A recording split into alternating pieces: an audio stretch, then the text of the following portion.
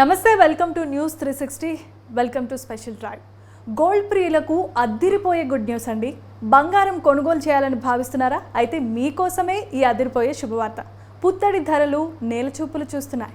బంగారం ధర దిగొచ్చింది. గోల్డ్ కొనుగోలు చేయాలని భావించే వారికి ఇది సరైన అవకాశంగా చెప్తున్నారు నిపుణులు. బంగారం ధరలు గత 2 రోజులుగా దిగి వస్తూనే ఉన్నాయి. బంగారం కొనుగోలుదారులకు కూడా ఇది సానుకూల అంశమని చెబుతున్నారు. బంగారం ధరలు ఏ స్థాయిలో తగ్గాయి, ప్రస్తుతం గోల్డ్ రేట్లు ఎలా ఉన్నాయో తెలుసుకుందాం. భారతీయ మహిళలకు బంగారానికి విడదీయరాని సంబంధం ఉంటుంది. వారి మధ్య ఈ అనుబంధం దశాబ్దాలుగా కొనసాగుతూనే ఉంది. భారతీయులకు బంగారం అంటే చాలా ఇష్టం. ముఖ్యంగా భారతీయ మహిళలు బంగారు ఆభరణాలను అలంకరణలో ప్రాముఖ్యాన్ని దర్శిస్తూ ఉంటారు. పండుగలు, శుభకార్యాల సమయంలో బంగారానికి చాలా డిమాండే ఉంటుంది. ప్రపంచంలో ఇతర దేశాలతో పోలిస్తే భారత్లో మహిళలు ఎక్కువగా బంగారాన్ని వినియోగిస్తూ ఉంటారు. పెట్టుబడి సాధనంగా ఉన్నప్పటికీ అలంకరణనే బంగారం ఎక్కువగా ఉంటుంది. ప్రపంచంలో అన్ని దేశాలతో పోలిస్తే భారత్లో బంగారానికి డిమాండ్ ఎక్కువనే చెప్పుకోవచ్చు. ఆకాశమే హద్దుగా దూసుకెళ్తున్న బంగారు ధరలకు అక్షయ తృతీయ తరువాత బ్రేక్ పడింది. వరుసగా 4వ రోజు బంగారం ధర తగ్గొచ్చింది. ఇవాళ ఉదయం 10 గ్రాముల 24 క్యారెట్ల బంగారంపై 430 రూపాయలు తగ్గింది. దీంతో గత 4 రోజుల్లో 24 క్యారెట్ల బంగారంపై 870 రూపాయలు తగ్గింది. కొద్ది రోజులుగా భారీగా పెరిగిన ధరతో బంగారం కొనుగోలుకు సామాన్యమైన ప్రజలు వెనుకడుగు వేస్తున్నారు. ప్రస్తుతం ధర తగ్గుతూ ఉండటంతో కొనుగోళ్లకు ఆసక్తి చూపుతున్నారు.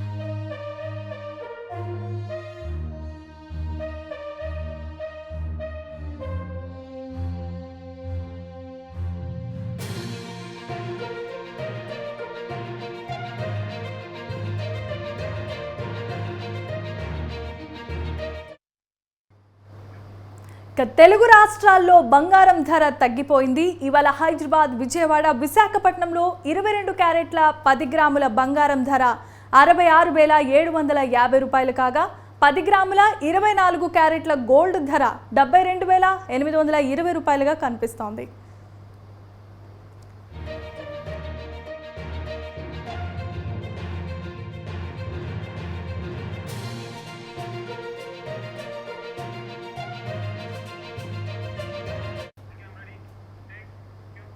ఇక దీనిపై మాట్లాడడానికి ఇప్పుడు మనతో పాటు ఉన్నారు ప్రతాప్ గారు, CGO గోల్డ్ సిక్కా లిమిటెడ్ నుండి మీరు చేయడం జరిగింది. నమస్కారం అండి. ఇప్పుడు కనుక మనం చూస్తున్నట్లయితే గోల్డ్ కోసం చాలామంది మహిళలు ఎక్కువగా ఆకర్షితులై గోల్డ్ మీద పడిపోతూ ఉంటారు కొనడానికి. సో ఇది ఎంతవరకు ప్రభావం చూపే అవకాశం ఉంది మన దేశ స్టాక్ ఎక్స్చేంజ్ మీద?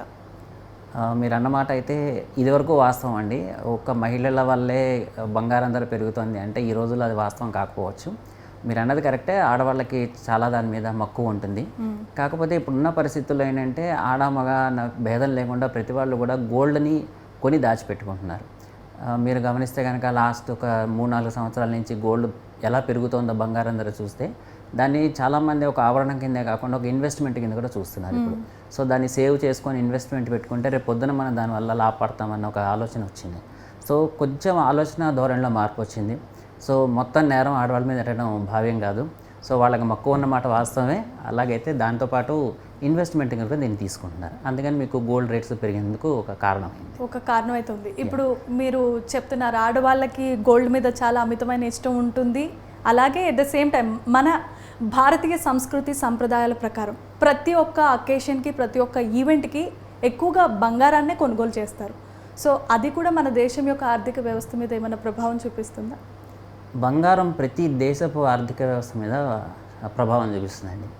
దాని ప్రభావం యాక్చువల్గా మీరు చెప్పిన కారణాలు చాలా నెగ్లిజిబుల్.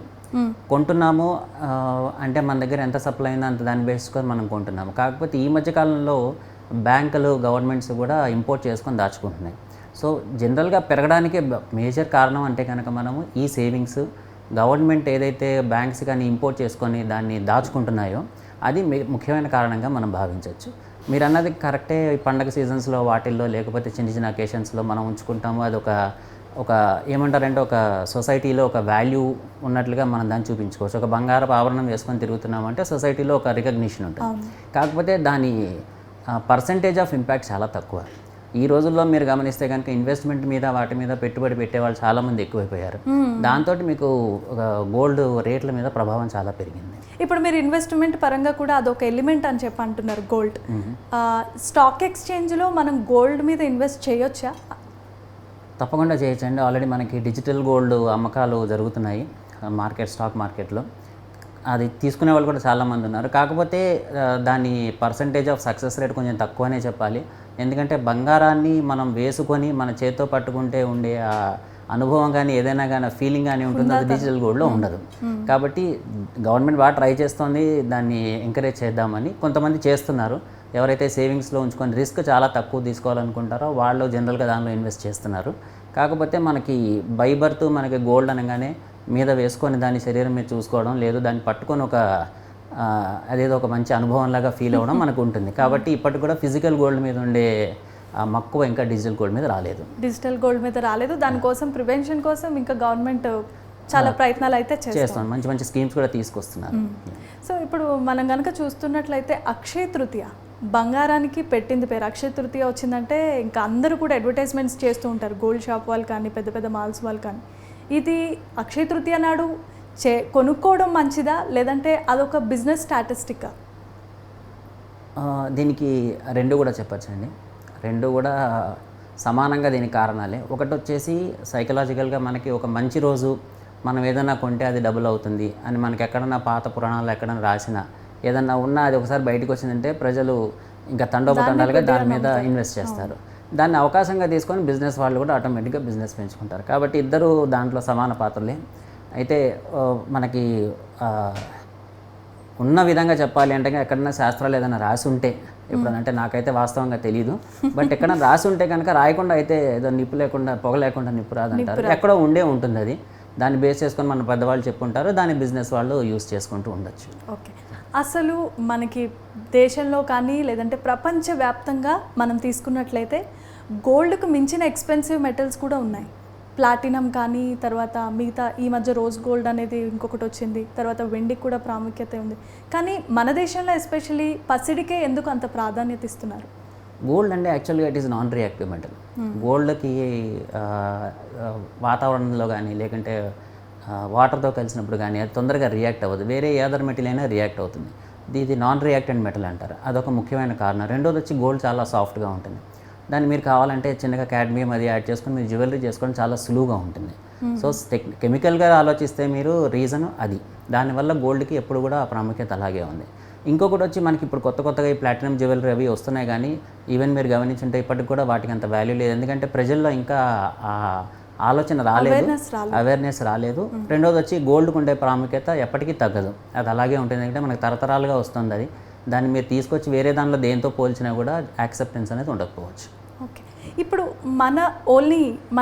మన దేశము సంప్రదాయం సంస్కృతులకి పెట్టింది పేరు కాబట్టి, శాస్త్రాల పరంగానో లేదంటే పెద్దవారు ఎప్పటి నుండో ఆచరిస్తున్నారు కాబట్టి గోల్డ్ అనేది ఎక్కువగా కొనుగోలు చేస్తూ ఉన్నారు. ఇది పక్కన పెడితే ప్రపంచవ్యాప్తంగా మన దేశం కాకుండా ఇంకా వేరే దేశాలు కూడా ఎవరైనా బంగారం మీద ఎక్కువ ఇన్వెస్ట్ చేస్తారా? మనకంటే బాగా వాడేవాళ్ళు చైనా వాళ్ళు అండి. China is the largest consumer. So వాళ్ళ తర్వాత మన తర్వాత ఇంకా చాలా కంట్రీస్ ఉన్నాయి అలా చేసేవాళ్ళు. అందరూ కూడా గోల్డ్ మీద పెట్టుబడి పెడుతున్నారు. యాక్చువల్గా మీకు ముఖ్యమైన విషయం చెప్పాల్సింది ఏంటంటే ఇక్కడ గ్లోబల్గా ఇప్పుడు మనకు జరుగుతున్న పరిణామాలు ఏవైతే ఉన్నాయో దాంతో గవర్నమెంట్స్ కూడా ఏం చేస్తున్నాయంటే గోల్డ్ని పెట్టుబడి పెట్టి దాచుకుంటున్నాయి. రేపు పొద్దున ఏదన్నా అనివార్యమైన పరిస్థితుల్లో డాలర్ వాల్యూ కానీ పడిపోవడం కానీ ఏదైనా జరిగితే నెక్స్ట్ కాపాడేది గోల్డే. అందుకని గోల్డ్ మీద పెట్టుబడి ఎప్పుడైతే గవర్నమెంట్స్ కూడా పెడుతున్నాయో ఆటోమేటిక్గా దాని ధర విపరీతంగా పెరిగిపోయింది. ఓకే, సరే. ఇప్పుడు మనం కనుక చూస్తున్నట్లయితే మిగతా కంట్రీస్ లాగే మన కంట్రీలో కూడా గోల్డ్కి ఏం తక్కువ లేదు. మనం ఎక్కడి నుండో ఇంపోర్ట్ చేసుకొని కొనుక్కోవాల్సిన అవసరం లేదు. మన దగ్గర కూడా అన్లిమిటెడ్గా గోల్డ్ ఉంది. అయినప్పటికీ మన దగ్గర దొరికే బంగారానికే రోజు రోజుకి బంగారం ధర ఎందుకు అలా పెరిగిపోతుంది? దీనికంటూ ఒక పులి స్టాప్ ఉండదా? యాక్చువల్గా మీకు బంగారం గమనిస్తే మీరు మన దగ్గర ఉన్న రిజర్వ్స్ చాలా తక్కువ. ప్లస్ దాని కాస్ట్, దాన్ని మైనింగ్ చేసి దాన్ని ప్యూరిఫై చేసి దాన్ని తీసుకొని వచ్చి ఒక ఎండ్ రిజల్ట్ తీసుకొచ్చే కాస్టింగ్ ఒకటి మనం చూసుకుంటాం అక్కడ. సో దాని బదులు మీరు ఇంపోర్ట్ చేసుకుంటే చవగా పడుతుంది అన్నప్పుడు ఆటోమేటిక్గా ఇంపోర్ట్ చేసుకుంటారు. రెండోది వచ్చి మనకి మీరే చెప్పారు, మనకి తరతరాల నుంచి కూడా గోల్డ్కి మంచి డిమాండ్ ఉంది. సో మన దగ్గర ఏవైతే మైన్స్ ఉన్నాయో అది సప్లై చేయడం చాలా కష్టం మనకి. సో కంపల్సరీగా మనం అంతర్జాతీయ మార్కెట్ మీద ఆధారపడాలి, మనం ఇంపోర్ట్ చేసుకోవాలి. సో మన దగ్గర రిజర్వ్స్ ఉన్నా కూడా మనకి సరిపడే రిజర్వ్స్ కాదు అవి. కాబట్టి మనం అంతర్జాతీయంగా డిపెండ్ అయ్యి దాన్ని ఇంపోర్ట్ చేసుకోవాల్సిన పరిస్థితి మనకుంది. సో ఈ ఆస్పెక్ట్స్లో మనం చూసుకున్నట్లయితే మన దేశంలో తర్వాత చైనా దేశం అనేది చైనా తర్వాతే మనం ముందు చైనా. ఇప్పుడు ఫర్ ఎగ్జాంపుల్ మనం కనుక చూసుకున్నట్లయితే అరబ్ దేశాల్లో పెట్రోల్ బావులు ఉంటాయి. అది మన దగ్గరకు వచ్చేసరికి ఆ పెట్రోల్ విలువ అనేది పెరిగిపోతుంది. ఎందుకంటే అక్కడ నుండి మనం ఇంపోర్ట్ చేసుకోవాలి, ఛార్జెస్, ట్రాన్స్పోర్ట్, తర్వాత వాళ్ళ దేశానికి కూడా ట్యాక్స్ కట్టాలి. ఇక్కడికి వచ్చిన తర్వాత ఇలాంటివి మనం ఇన్ని ఆస్పెక్ట్స్లో చూసుకోవచ్చు.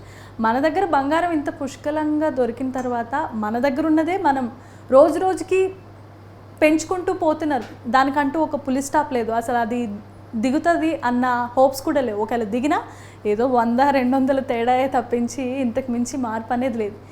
ఇది గోల్డ్ రేట్ తగ్గాలి అని అంటే ఎలాంటి మార్పులు రావాలి? ఫస్ట్ క్వశ్చన్కి ఆన్సర్ చెప్తాను. మన దగ్గర ఉన్న రిజర్వ్స్ మనకు సరిపోవు.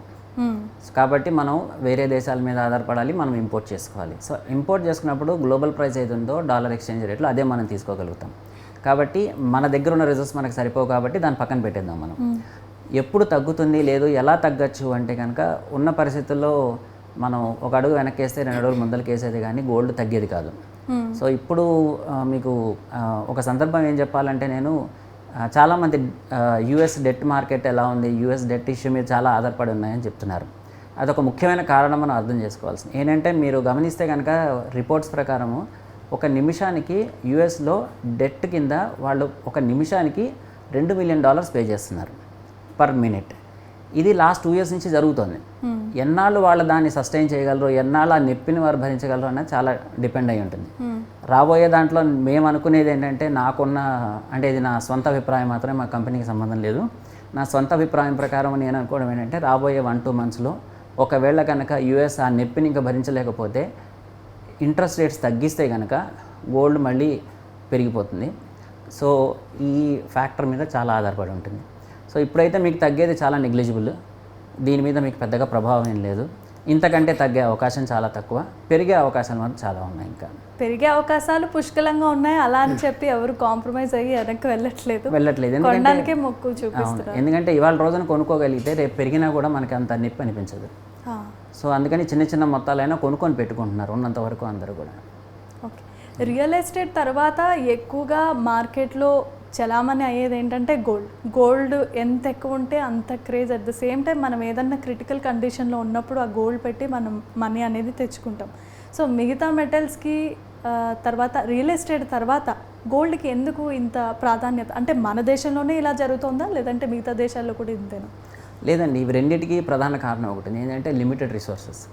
మీకు భూమి కూడా చాలా లిమిటెడ్, మనకి బంగారం కూడా చాలా లిమిటెడ్. ఎప్పుడైతే జనాభా పెరుగుతుందో ఆటోమేటిక్గా మనకు తెలియకుండా దాని demand పెంచేస్తున్నాం.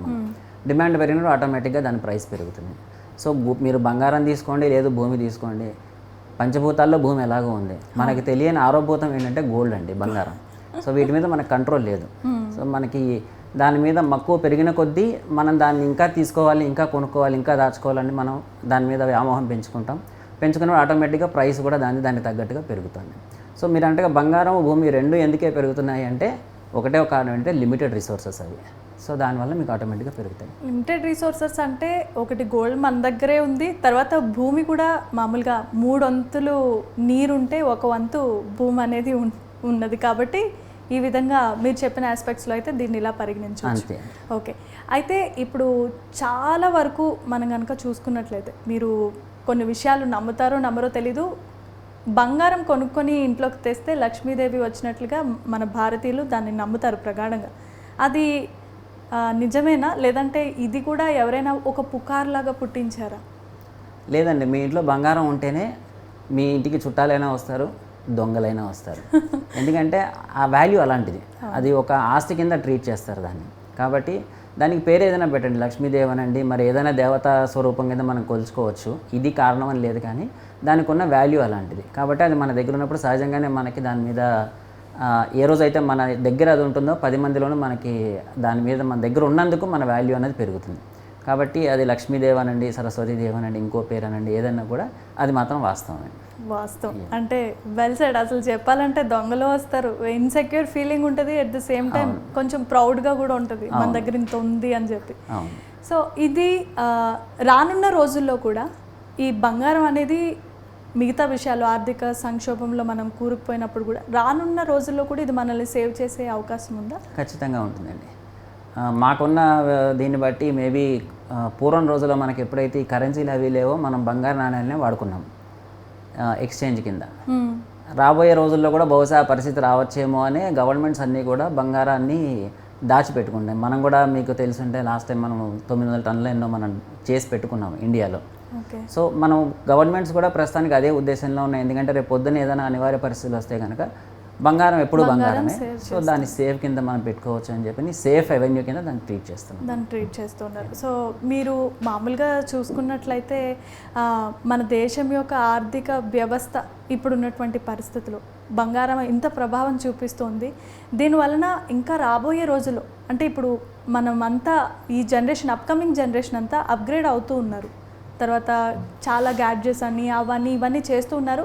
At the same time gold కూడా అంతే ఇస్తున్నారు. ఈ జనరేషన్ గోల్డ్కి ఎక్కువ ఇష్టపడే అవకాశం ఉందా? జనరేషన్తో సంబంధం లేదండి గోల్డ్కి.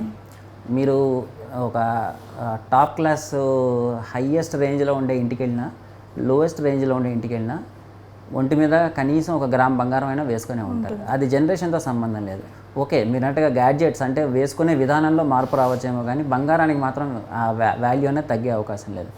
మీరు అన్నట్టుగా చేతి ఉంగరం డిజైన్ మార్చుకోవచ్చు, మెడలో వేసుకునే నెక్లెస్ మార్చుకోవచ్చు, లేదు అలా ఆర్నమెంట్ రూపంలో మార్పులు చేస్తారు, కానీ దానికి తగ్గుముఖం అని పట్టడం కానీ లేకపోతే దాని మీద ఇంట్రెస్ట్ తగ్గడం అనేది మాత్రం జరిగే పని కాదు.